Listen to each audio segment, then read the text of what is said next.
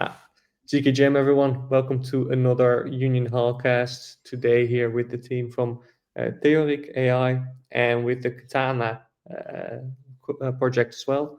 And basically, we're going to be discussing some, I think, really cool DeFi stuff. I'm especially familiar with Katana and LP myself too, and a big fan of some of the kind of vault bridge design and then how can you kind of like make the chain like use liquidity as efficient as possible. Bit less familiar with the AI side of things. So maybe it's fun to get started and dive a bit into that and then educate me a bit on the current status of AI on chain and where that's headed. So here today with, I'm pronouncing your name correctly, Pei? Hi, everyone. I guess a quick intro for myself.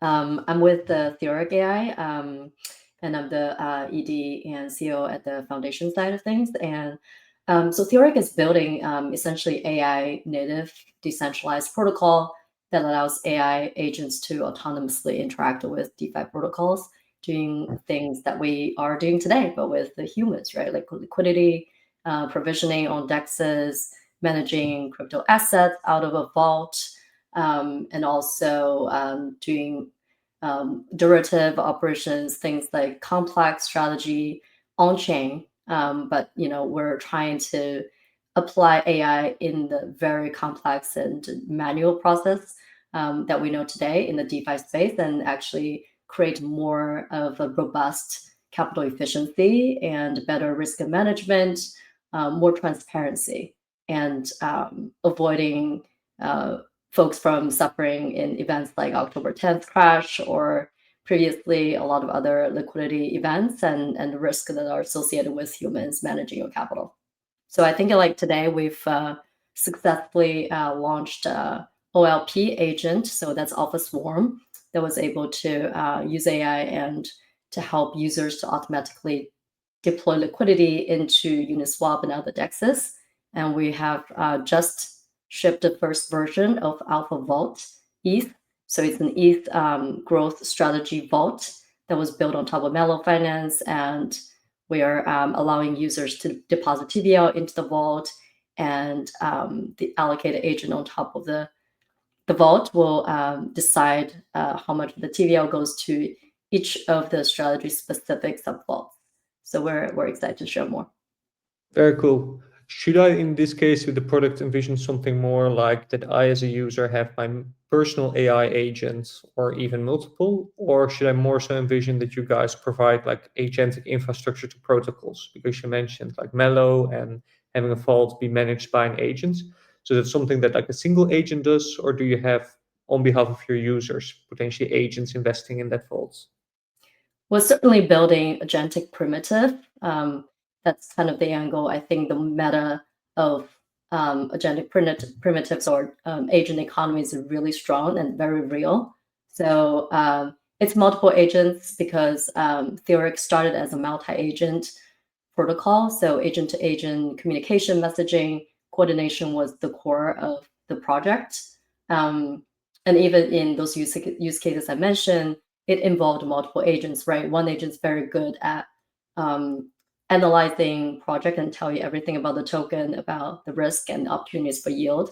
And there's another agent that is good at assessing the performance and risk associated with each of the sub vaults. So definitely a lot of agents. I think the interface we're going to provide users to interact with those agents is called Alpha Studio. So you essentially go on the marketplace, you can see all the registered agents and talk to them. Okay, very cool. Is it something that excites you guys at Katana, Justin? And something that you guys look into, kind of this like automated agentic finance? Yeah, I think it's definitely a trend we're seeing in the DeFi space in general. And I will touch on real quickly for those who might not be as familiar. And Carol, great to hear that you are LPing on Katana and collecting those boosted Vault Bridge yields and cap rewards.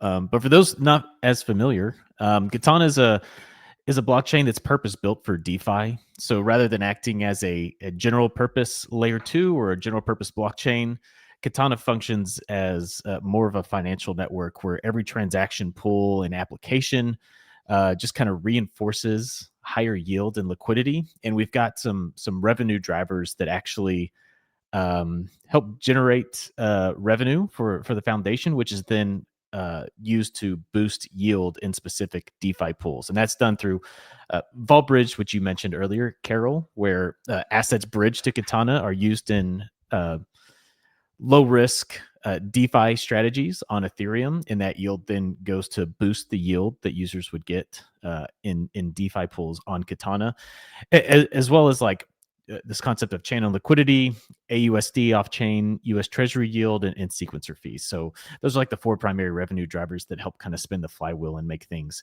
happen. And we can talk more about that later. But I would say that, yeah, the trend of AI in DeFi and seeing where that intersects is something that we've been paying quite a bit of attention to on the Katana side of things.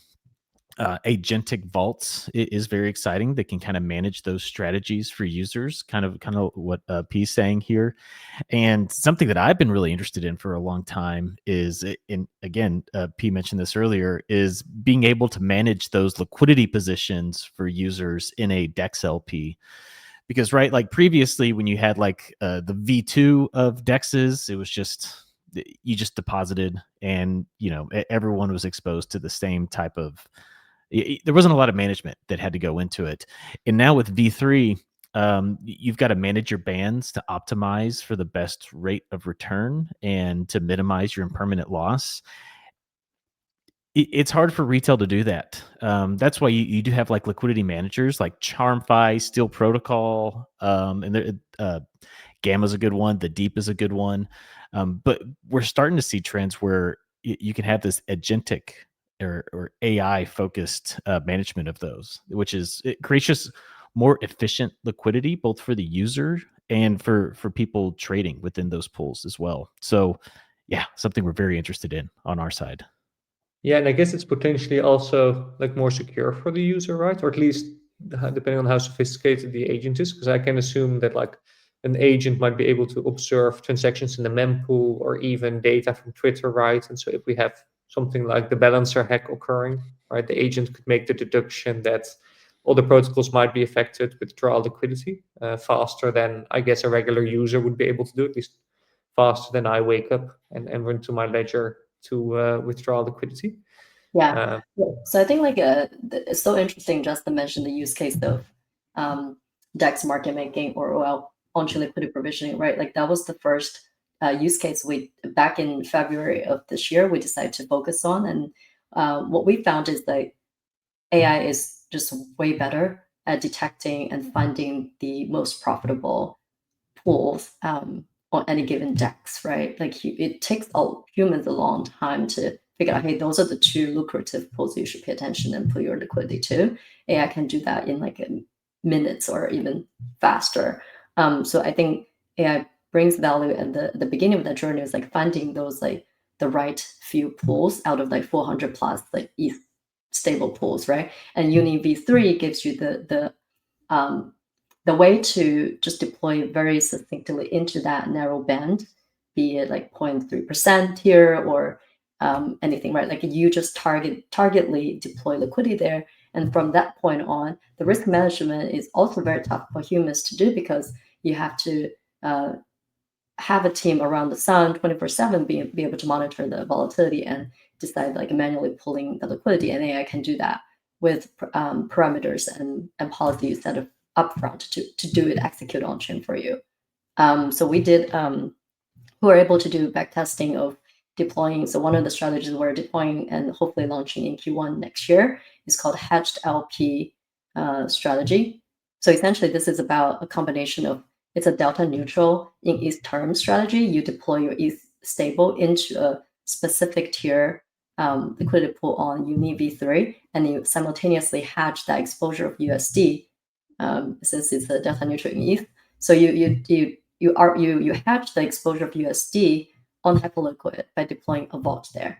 So you're hedged by anywhere from like 8 to 10x, right? So you're fully in 1x like delta neutral position. And from that point on, it's about managing and detecting the extreme volatility. So when things like October 10th happened, the largest liquidation event in quite a while, our agent was able to see that coming 2 hours before they actually the cascading damage happens. So it was able to pull the liquidity from the LP and from also like exit the hedging positions, reduce the leverage significantly, and that way you avoid being liquidated on hyperliquid, and you also avoid participating in DEX market making during the extreme volatile environment. And I think this is a very unique use case, like very suitable for AI. But not all the on-chain strategies are good for agents. That's a unique use case that's good for agents. Do you guys leverage kind of like general purpose models, like perhaps like the latest like OpenAI ChatGPT models or some of the open source ones, or has like financial AI progressed already that now we have specific models purely for finance that might not like work for chat applications or just asking general questions, but are much more trained on blockchain data? Or are we still kind of in the era of We running use this through we use those major AI tools out there. It's an agent, right? So they're just way better, way more advanced in terms of training AI agents. So we actually use one of the top 3 providers out there to do the back testing. We use AI to do back testing. We use AI to train the knowledge agents so that they're just as good but more specifically knowledgeable about the stuff we fed them. So for instance, like this knowledge agent by Theoriq is way better than ChatGPT, a general purpose chat bot, right? In terms of answering questions specifically about Theoriq or about Union or about Katana, because we purposely train the AI to think just about those those projects. Gotcha. And another thing I kind of wonder is like at Union we like process quite a bit of data since we support many chains and like do a bunch of indexing. With agents that like monitor on-chain traffic, you obviously have like a bunch of like events, ERC20 transfer events, swaps, etc., coming from each chain you have to support. Processing those tokens like takes compute, right? And you have to run inference for I assume like each of your users that has an agent trained. Is that like GPU capacity to run inference? How's that funded at the moment? Is that something that the users pay for directly? Is that something that maybe Theoriq is like subsidizing at the moment as the network is scaling up? Because I can imagine in a world where if I were to deploy like 1,000 agents, and if I were to run like all Uniswap swap events through those agents, right, I would just be spending quite a large amount in GPU bills with cloud providers. It's expensive. We're absorbing the cost, but also because we haven't gone live yet. So at some point we'll be like, maybe some pass on some of the cost, but we that's why when we launched those products, we make it whitelist access first, and then assess like the profit, the revenue, and everything, and then but like right now we're paying for the cost, anything associated. And is the final idea potentially that you guys just take a cut of like the profits that the agents are making, or more so like a subscription model where you just charge for how active the agents are? It's performance based. So it's not subscription. At least for Alpha Vault, it's very much like any other vault business out there, which is management fee plus performance fee. We are able to maybe even make it a little bit more affordable, giving you don't hire a huge team to do that. But I think it makes sense for that specific product. It's performance based and asset AUM based. Makes sense. Yeah, I find it interesting to think how this is going to progress. I already like just locally run various AI applications like my coding agents, etc. So I already run through quite a lot of like minutes with various providers. I feel like it's only going to expand. So I'm quite curious how this is going to evolve on chain as well.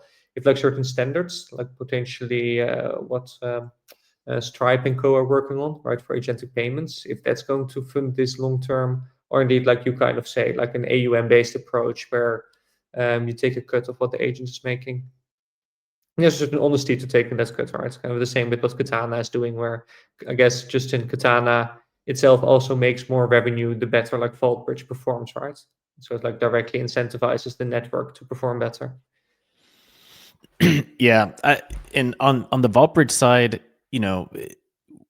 VaultBridge has generated about $500,000 in revenue per month over the past 3 months for Katana, and that revenue goes straight into back to the users essentially through boosting the yield in DeFi pools. So if you're if you're LPing in a ETH USDC pool on Sushi, you're earning more ETH and USDC plus CAT on top of it, plus Sushi rewards on top of it. So, that's really how you, in our opinion, is how you incentivize this deep liquidity in high yield architecture that we're aiming to achieve, is through that type of feedback loop where more bridged assets equals higher yield, which attracts more bridged assets, which creates even higher yield.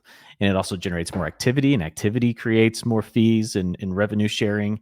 And it's a really unique flywheel that you don't see anywhere else in the space right now. And we borrowed a lot of DeFi flywheel mechanisms that you've seen in other like DeFi protocols or other blockchains, and just took the best parts of them and just put them together into this, this reinforcing loop where we try to be as additive as possible with mechanisms that we have seen as being extractive historically in some protocols as well.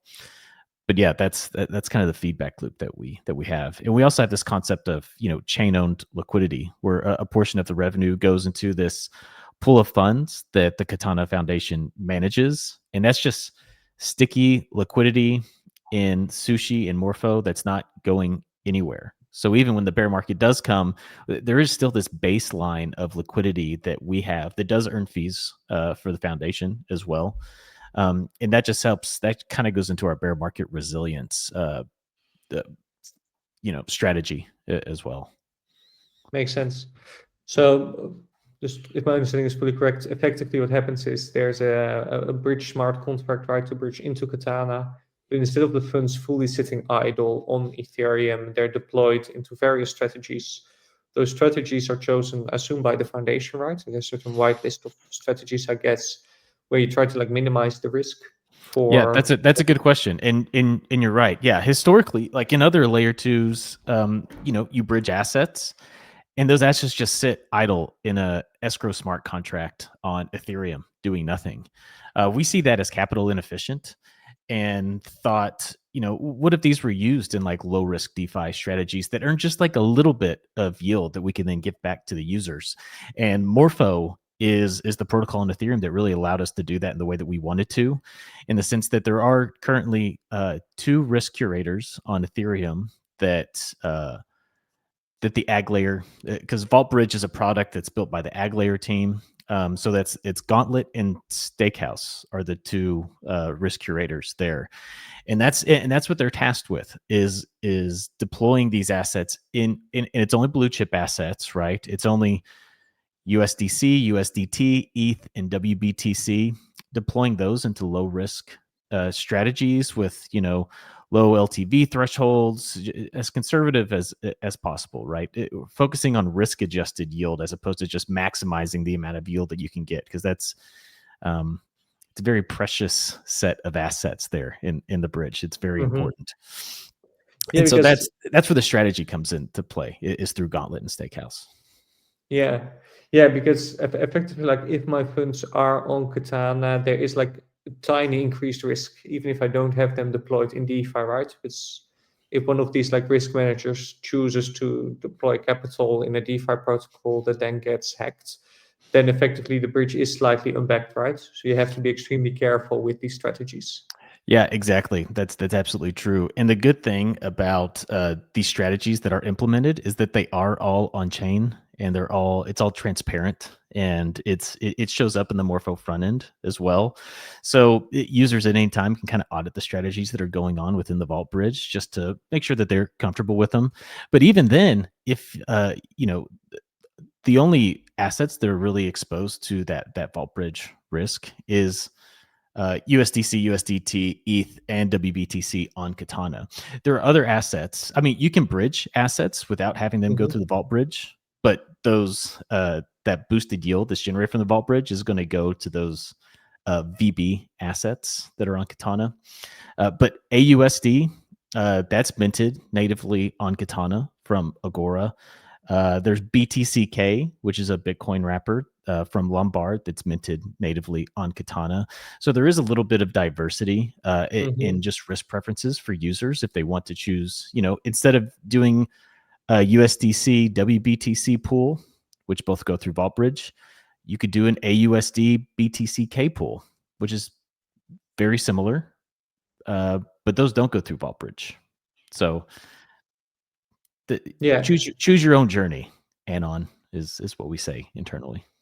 I mean, I'm obviously a fan of VaultBridge, and I fully agree with you, by the way, that like just having assets in escrow contracts for years on end, not doing anything useful, like doesn't make a lot of sense. But my first thought is like, what if I had an L3 on top of Katana that would do exactly the same effectively? Deploy like vaults on Katana that would also use idle assets, and then I would like do like a VaultBridge squared effectively. You could do that essentially. Yeah. And we do have this philosophy at Katana as well, where we feel like DeFi has matured to the point where it can be considered core architecture in the infrastructure of the chain, or core infrastructure in the architecture of the chain.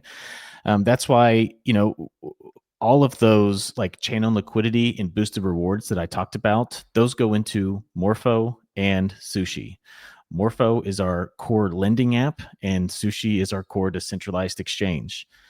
Now, it's completely open source and permissionless, and anyone can deploy anything that they want to on Katana, and we encourage developers to do that. But as far as those rewards are concerned, we're going to concentrate it in those two core primitives, because that it also allows for a better user experience where there's no guesswork on where the best rate for borrowing or supplying on an asset is, or where the best exchange rate for an asset pair is. It's either on Morpho or Sushi. And then for devs, that's where we want to see a lot of the innovation at Katana. We want to see that come up on the composability layer. Like we want devs to build on top of Morpho and on top of Sushi to create new exciting primitives and better UI for users. And there's no guessing on where the boosted rewards are going to be or where the deepest liquidity is, because it's on Morpho and Sushi.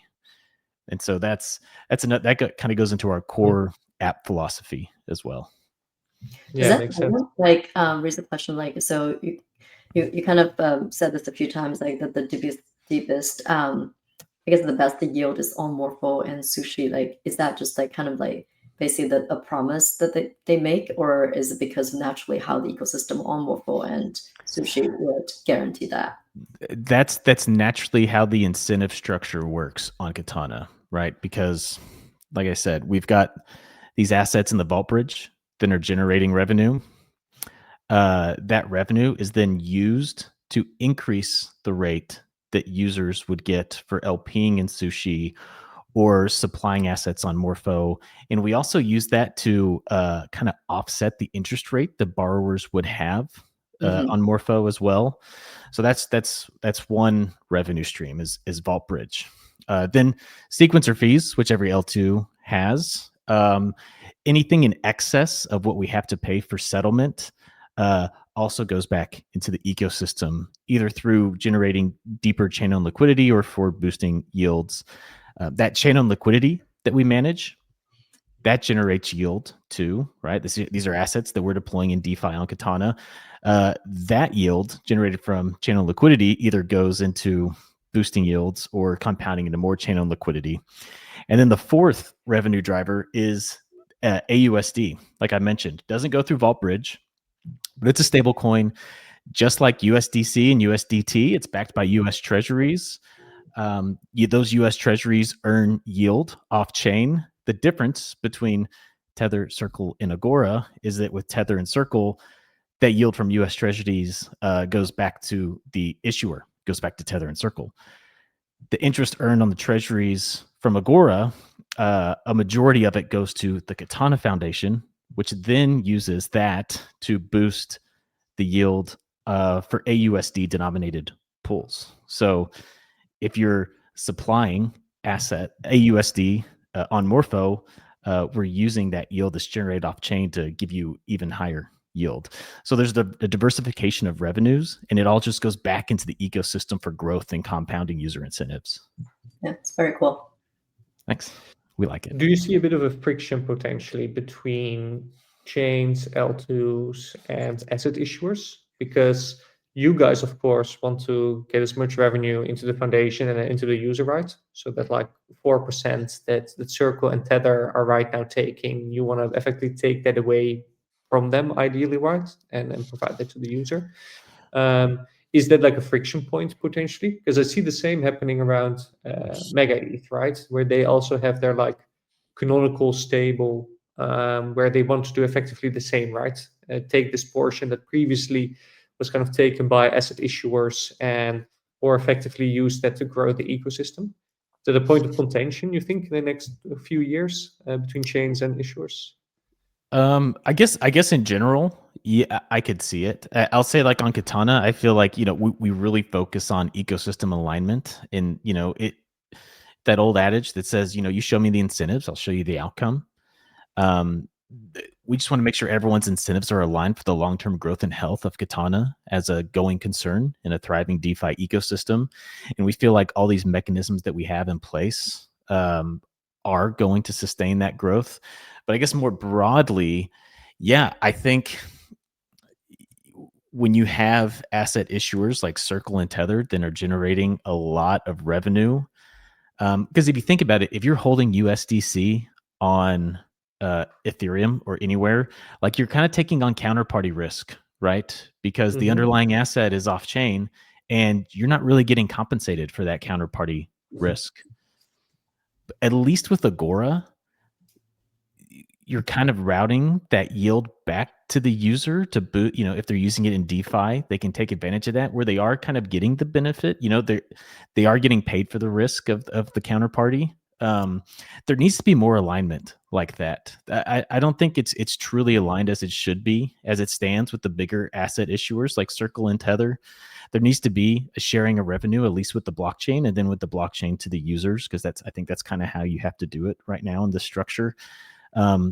Yeah, it's not as aligned as it should be right now, in my opinion.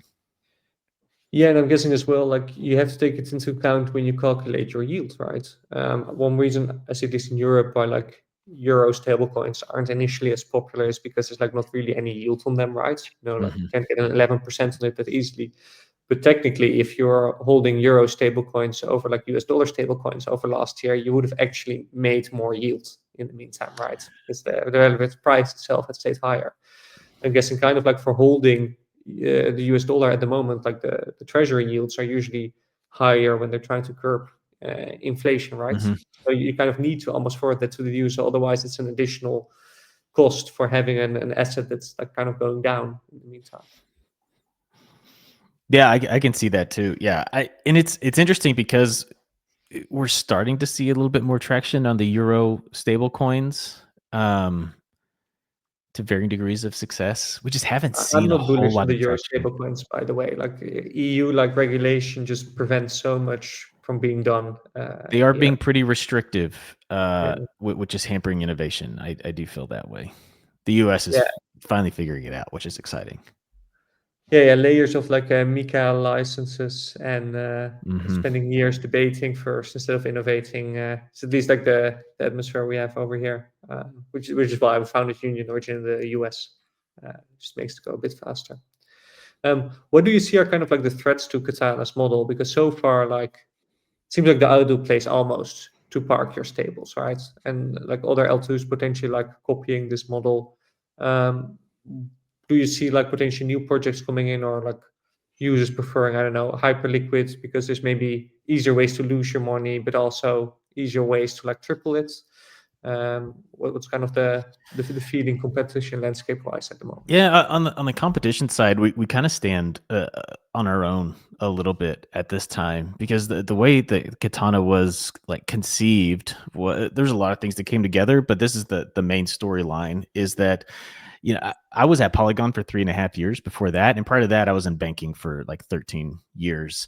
But when I was at Polygon working on the DeFi side of things, a lot of heavy DeFi users at Polygon and a lot of DeFi builders that we worked with, we were starting to see this trend of the verticalization of blockchains, where you have like RWA focused, gaming focused, and even DeFi focused blockchains. And so, all of us, we took a step back and said, what would we really want in a DeFi focused blockchain?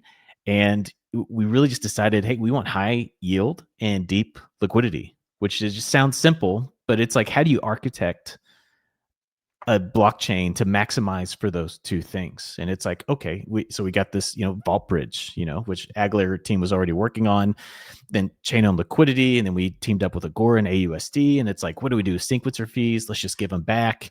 And we were very lucky in the sense that Katana is incubated by Polygon Labs and GSR, and so we haven't raised any money yet. Not saying that we won't, but it's really given us like the freedom to really just build this out the way that we feel like we need to, from like a philosophical standpoint. It feels very pure right now, and I feel like having great incubators like Polygon and GSR, and just like a great team of just like very forward thinking DeFi users, has really put us in a position to where we are standing out above the rest right now. We didn't have like a big buildup to our launch either.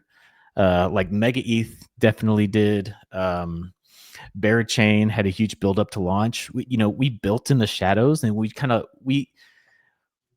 made a medium-sized splash when we came out, and that was also kind of by design, because we want to build the way that we want to build it without having to worry about the expectations of others. And now we're getting to a point, we feel like, where we are generating $500,000 in revenue on Vault Bridge alone, and giving that back to the ecosystem, where I think we're reaching a point where we can really hit some sort of escape velocity, both in terms of the revenue we're generating for the users and the TVL that we're putting into DeFi applications on Katana. And so it's a really exciting time. We're built fundamentally different from other layer twos. So yeah, very cool. Then my final hard question for you is, I kind of remember initially when it's maybe more a question for the Egg layer team actually, but okay, when Vault I could Bridge try was to answer. announced. I could try to answer. Yeah, I remember when Vault Bridge was announced, or maybe conceptually, there happened to be like a little bit of beef, I guess, between Aave and the Egg layer team on like if this was safe to do with assets, etc. And there was maybe a bit of a split at the time between builders as well, like people in favor of this model, people against it, right? I feel like a very almost like pure side. It's just like you absolutely cannot do like these things, right? Like it has to be nice and segregated versus those more pragmatic ones like you guys. How has that discussion evolved over time? You keep mentioning Morpho, so I guess like on that side. Yeah, there's a lot going in there. Yeah, so initially that was a proposal on the Polygon Bridge side, where it's like, hey, we've got billions of assets. What if we use them in low risk DeFi strategies? What kind of revenue could you generate for the chain? And I think philosophically, it made sense that it created the uproar that it did. It probably wasn't pitched and marketed in the way that it should have been, but yeah, I mean, when it comes down to it, those are all the assets on Polygon right now. Those users bridged over to Polygon thinking those assets are just in an escrow contract on Ethereum, not doing anything, right? That was like the understanding. And so, to go back and say, hey, we want to use these in low risk DeFi strategies, it would be, I still feel like it would have been better long term for the chain. But it's just a fundamentally different blockchain at that point. And, so then the Aglair team was like, okay, still a great idea, not a great idea for Polygon's chain, but let's develop this product to where other layer twos can use it if they want to, if their users are okay with it. And so Katana was the first team to use Aglair's Vault Bridge, where it's like, it's in our messaging. We talk about it all the time. If you're bridging these 4 assets over, they're being used in low risk DeFi strategies. It's built into, everyone knows what they're getting themselves into. They're opting in by bridging over to Katana. And there's ways to opt out, right? Like I talked about earlier, the other assets that you can bridge natively. So I think it's more of like an opt-in, opt-out type of situation. And I think the community and the ag layer team and Katana has made the right decision in how we're building this. Yeah, If that makes sense. I mean, I'm happy to hear that, or at least I follow obviously the progress, and happy to that basically you guys took the initial kind of like flag for this to open this up for other builders to potentially take this avenue, right? I think it's always the case when you come with like a new financial product that a whole bunch of folks will say that's like not the right solution, not to go that way. But what I love about DeFi is the experimentation, right? You just build it and you see will users LP, right? Instead of going on Twitter arguing who is right, you can just see who will actually put their money in it and truly agree with it. And I think it's like quite clear for Katana that in general users agree with the approach here. So yeah, big fan. Kind of want to, since we're nearing the end of the cast, start wrapping it up. Is there maybe like something specifically for us to look forward to in a like Katana V2 or some next layer? I've seen monitored like a lot of growth that you guys have in the meantime, right? And launch of DeFi protocols. Is there like a next big step for us to keep an eye on? Yeah, a few big ones. One, so we have an app. We're a blockchain with an app, which is unique. We kind of think of ourselves as an app chain, and our app is DeFi. It's in beta, the app right now, app.katana.network, but we will be rolling out a new kind of upgraded, facelifted version of the app soon, and we'll start integrating like Morpho and Sushi, and just we want it to be really like a one-stop shop for DeFi users and even noobs coming into the crypto space. So that's one thing. Number two, we do have a token. It's the CAT token. You can TGE will be coming up before February of next year, and users will be able to stake their CAT tokens to vote to direct where future CAT emissions go within the ecosystem. So basically like VE tokenomics, but chain wide as opposed to just a specific protocol, which we're really excited about rolling out. And then a couple other things that I can't talk about, one specifically in December that I'm really, really stoked about, but I can't mention too much right now, but I'm trying to leak alpha on Twitter. So follow me on Twitter at CryptoTexan. But those are the biggest ones, I would say. New app, TGE, VCAT staking, and then something special in December. Very nice. So it's a big moment. Good luck on the TGE. We're very busy. And then for Theoriq, yeah, I think it's similarly, right? Like I think everyone's been when we did our pre-TGE crown sale on Kaido Launchpad, we were 40x oversubscribed, and everyone's super excited about project and was hoping to see TGE like the next week. We took a step back and we wanted to build a product that can capture value, can create a revenue, and can also like took some time to think through the tokenomics, because I think that token alone is a product, probably more important sometimes to the core platform that we're all building, right? Like the liquidity layer, the layer twos, the apps on the layer two, things like that, because like people underestimate the power of token as a growth engine. So we took all the time. Now we are at about to launch the official sort of like Alpha Vault, which is a vault of vaults infrastructure. So Lido, Mello, Correspond, they're all our strategy partners that will be managing their own sub vaults, and we'll have our agent live to be able to allocate TVL across all of those strategies. We're launching a TVL bootstrap campaign in late November with a ton of incentive.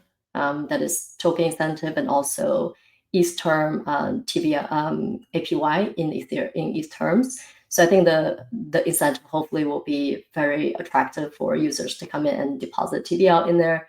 We want to decentralize the retail liquidity, not institutional. So we're trying to do it in a very thoughtful way through partnerships and distribution channels. The vault will be live. We already have a demo that you guys can check out on X. And we are also confirming that TG will be in December. So that's roughly 4 to 5 weeks away from now. So like a lot of kind of community members super excited about the countdown on the TGE. At that point, we'll have the token, which is THQ.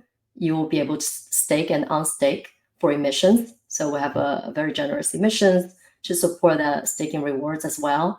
Once we generate revenue from the AUM and performance fees, we'll redistribute that, or we'll use that to buy back tokens to create more of like a strong flywheel for the token holders. So that's kind of, yeah, like, so I guess like Alpha Vault launching late November before Thanksgiving, TG in early December, and also a lot of initiatives along the way. All right, so big months ahead. I'll be looking forward to both. Yeah, thank you so much for coming on and educating me on the latest in DeFi and agentic AI. Final message for our users. I mean, follow @CryptoTax and check out Theoriq for the Alpha Vault. Anything else, guys? No, thanks for having us. Oh, yeah, I will say DeFi Llama just came out with like a 30-page research report on Katana. And so if you need some light reading over the weekend, go check it out. Very cool. Yeah, thanks for having me. Really enjoyed this conversation. All right, thank you guys so much for coming on. For our viewers, I'll see you again next week to discuss more cool projects and talk with rule builders. Have a good weekend, everyone. See you guys. See you. Bye.